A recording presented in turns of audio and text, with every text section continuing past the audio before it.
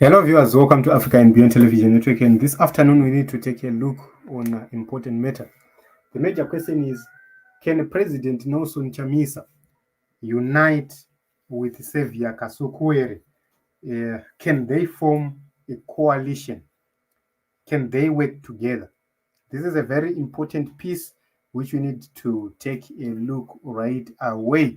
So we have seen a lot of people suggesting that there is need for unity in Zimbabwe. We have seen people like Ibo Mandaza saying that Nelson needs in a coalition. He needs some people around him. He needs to have a team. We have seen such things being said after he advised that he's quitting um, Triple C. But the major question is, can they unite? Can they work together? Is it possible for them to work together? So I'm going to quickly look at this, at what Dr. Walter Mzembe said. Kasukuwere has not said anything since Nelson Chamisa left Triple C, but Honorable Dr. Mzembe said politics is about taking decisions, timeless and effective decision making. A decision that should have been made 6 months ago, made now. We have different results, different impact, and different consequences. That said, there is no substitute for experience. There are certain stages of pain that can never be skipped, no matter how you try to avoid it, because pain precedes delivery. It's easier to find men who volunteer to die than to find men who endure pain with patience for results. So, this is what he said. Let us take a look on this tweet, because remember, Dr. Mzembe is very close to Savior Kasukuwere. When they were going for the 2023 election or presidential campaign, they were together. First and foremost, this is a team, after they failed to field their own candidates, this is a team which failed to support Nelson Chamisa publicly. Yes, they failed to do so publicly, which means they failed to sacrifice when there was need to do so. They failed. Nelson Chamisa stood alone and faced everything alone. But Nelson Chamisa has stood for them. He spoke vividly during his campaigns about the shenanigans around Savior Kasukuwere's case, and he continued to do so even during his statement, the last statement he made yesterday, which means President Nelson Chamisa is accommodative, but I believe that the other parties do have some conditions which they want to attach to working together, which is so wrong if that is the case. But let us take a look onto this tweet and see if we can find anything positive. Dr. Mzembe claims that he gave Nelson Chamisa some advice way back, although he didn't say it directly, but this is what this tweet is all about. It's about, he told Nelson Chamisa what needed to be done long back. So according to him, that is around 6 months back. And he's insinuating that Nelson Chamisa didn't listen. But was it possible for President Nelson Chamisa to simply abandon whatever he was planning and follow the advice of other people who were seeking to be in office, who were actually contesting against him as well as candidates? Was it possible for him to throw away whatever he had for the sake of accommodating them? It can't. Honestly, it can't. That is the reason why we say these politicians will always be selfish, but quick to blame others when things go wrong. That is what they did. Nelson Chamisa always owns up. If something goes wrong, he owns up and takes responsibility. But this team refuses to take responsibility. Is there any chance of them working together? Is there any chance that these people can actually work together? Yes, there is a chance of them working together.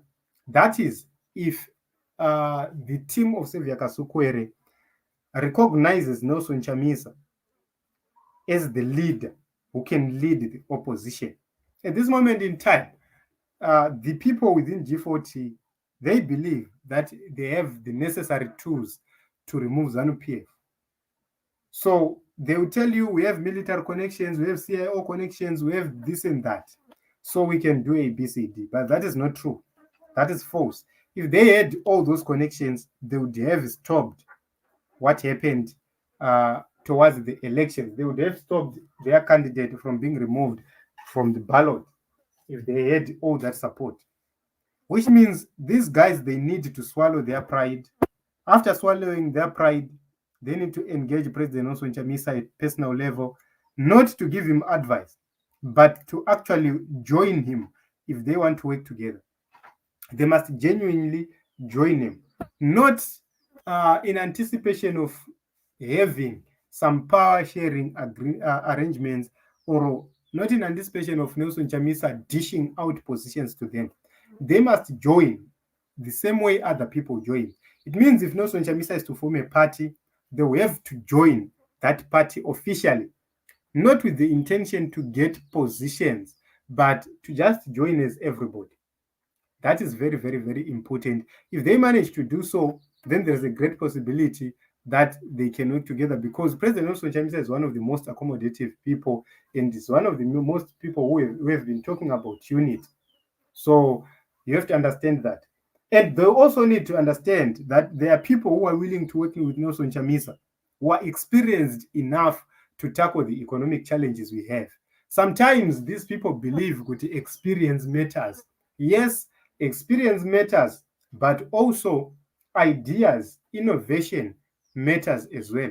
You might be experienced to drive the 1960 train, but not experienced to drive the latest train. So, experience, there are areas where experience matters.